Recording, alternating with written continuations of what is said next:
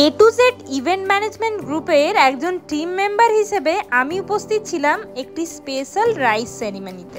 আজকে ছোট্ট অতিথি ঈশাঙ্কের প্রথম রাইস খাওয়া মানে জীবনের এক নতুন অধ্যায় শুরু, আর সেই মুহূর্তটা স্পেশাল এন্ট্রিটা যেন স্মৃতিতে থেকে যায় আজীবন। সেটা ঠিক কেমন করে সুন্দরভাবে তুলে ধরা যায় সেই দায়িত্বটাই নিয়েছিলেন আমার বরমশাই। শুরুতে আমি খুবই নার্ভাস ছিলাম, কারণ বাইরে থেকে কাজটা যতটা গ্ল্যামারাস লাগে ভেতরে ভেতরে এটা অনেক বড় দায়িত্ব। একটা স্পেশাল দিনকে আরও স্পেশাল করে তোলা, সেটার প্রতিটি খুঁটিনাটি ভাবনা, প্রতিটা মুহূর্ত যত্নে সেটা করতে হয় মন থেকে। আমাদের ক্লায়েন্টরা আমাদের ওপর অন্ধবিশ্বাস করে নিজেদের সবচেয়ে মূল্যবান মুহূর্তগুলো আমাদের হাতে তুলে দেন, তাই আমাদের দায়িত্ব সেই মুহূর্তগুলোকে যত্ন করে গুছিয়ে তোলা, যেন তারা জীবনের শেষ দিন পর্যন্ত সেগুলো মনে রাখতে পারে হাসি মুখে। আজকের এই ইভেন্টটা আমাদেরকে আরেকটা জিনিস শিখিয়েছে, কাজটা যদি মন দিয়ে করা যায়, ভালোবাসা দিয়ে করা যায়, তাহলে সেটাই সবথেকে বড় সাফল্য। যাক, সবার ভালো লেগেছে। ক্লায়েন্ট দাদা দিদিদের মুখে ভালো লাগার কথা, কাজের সাকসেস জেনে আমাদের মনটা ভরে ওঠে। একটা সত্যি কথা বলতেই হয়, আমরা কিন্তু কাজ করি ভালোবেসে।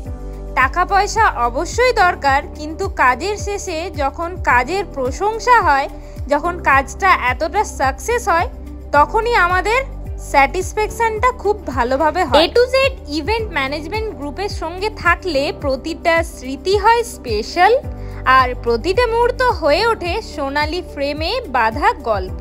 কাজ শেষ হয়ে যাওয়ার পর আমি আমার ছোট্ট স্টুডেন্ট অদ্বিতীয়া আর তার ভাই ঘন্টু সোনার সাথে কয়েকটা ফটোশ্যুট অ্যান্ড ভিডিও শ্যুট সেরে তার মায়ের সাথে হাহা হিহি হাসি গল্প করতে করতে আমাদের সন্ধ্যেটা দারুণভাবে কাটলো। তার মাঝে কিছু প্রিয় মানুষ, পরিচিত মানুষের সাথে দেখা হলে গল্প যেন শেষই হতে চায় না। এই ছোট্ট বনুটি যেমন মিষ্টি দেখতে, তেমনি তার ব্যবহার। আমায় এসে বলে যে দিদি, তোমার ভিডিও দেখি, তোমার সাথে দেখা করার অনেক বড় ইচ্ছা ছিল, সেই ইচ্ছা আজকে পূরণ হলো। আমার ভীষণ ভালো লাগলো যে সে নিজে থেকে এসে কথা বলেছে, পরিচয় দিয়েছে। তুমি খুব ভালো থেকো, সুস্থ থেকো, আর ভিডিওতে অবশ্যই সাথে থেকো।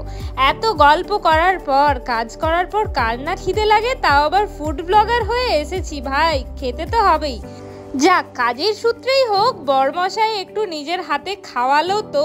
আফটার অল আমাদের অ্যানিভার্সারি বলে কথা, এখানেই সেলিব্রেট হয়ে গেল আমাদের স্পেশাল দিনটিও। আজকের এই স্পেশাল অনুষ্ঠানে আমি এসেছি একেবারে বাঙালিয়ানায় ভরপুর এক রাজকীয় মেনু নিয়ে। স্টার্টার কাউন্টারে ছিল ফুচকা, চাট, জিলেপি। এগুলো বেশি না খেয়ে পেটটাকে খালি রেখে সোজা চলে গেলাম মেন কোর্সে। শুরুটা হয়েছে হালকা ও স্বাস্থ্যকর পনির সাটে দিয়ে, এক কথায় জাস্ট পারফেক্ট স্টার্টার। তারপর এসেছে নরম নরম নান, আর সাথে ছিল কিমা চানা মশলা, স্পাইসি, ফ্লেভারফুল, আর একেবারে ঝালঝালে মেজাজে। এরপরে বাঙালির ঘরোয়া অথচ রাজকীয় পদ পটল চিংড়ি। পটলের মধ্যে লুকিয়ে থাকা চিংড়ির জাদু একবার মুখে দিলেই বোঝা যায় কত যত্নে বানানো হয়েছে। তারপরে চলে এসেছে ফ্রাইড রাইস, আর তার সাথে ছিল ভেটকি পাতুরি। সর্ষের ঘ্রাণে মোড়ানো সেই পাতার ভেতরের ভেটকি একেবারে ছিল অনবদ্য। পাতাটা খোলার পর জাস্ট গন্ধটা নেওয়ার মতন ছিল।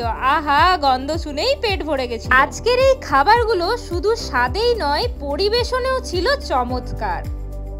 এই রকম মেনু থাকলে যে কোনো স্পেশাল দিনের স্মৃতি আরো মধুর হয়ে ওঠে। কমেন্টে জানাও তুমি এই মেনু থেকে কোনটা আগে ট্রাই করবে। বরমশাই এই মাছটা খেতে ভীষণ পছন্দ করে।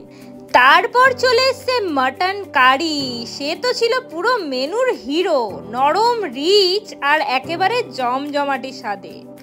ওয়েল কুকড আর ঝাল মশলায় ভরা। জিভে জল তো পড়বেই ভাই।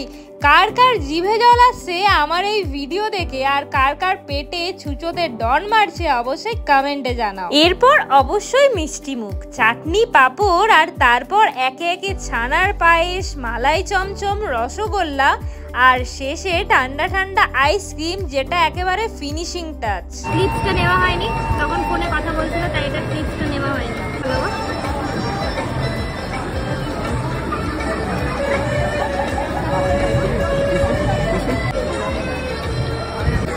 रसगुल्ला हम नहीं खाते हैं और अब दीदिया भी नहीं खाते हैं। दीदिया खाते हैं, ये लिया है। सर खाते हैं इसलिए सर लिए हैं।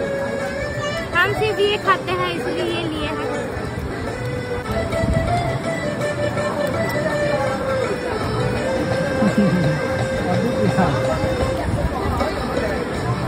আমাদের আজকের ইভেন্ট ভালো লাগলে অবশ্যই স্ক্রিনে দেওয়া নাম্বারে কন্ট্যাক্ট করে নিতে পারেন।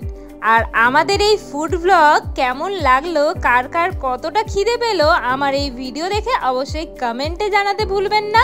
দেখা হচ্ছে অন্য কোনো ভিডিওতে, অন্য কোনো দিন, অন্য কোনো স্পেশাল মুহূর্ত নিয়ে। ততক্ষণ ভালো থাকবেন, সুস্থ থাকবেন আর নিজেদের খেয়াল রাখবেন।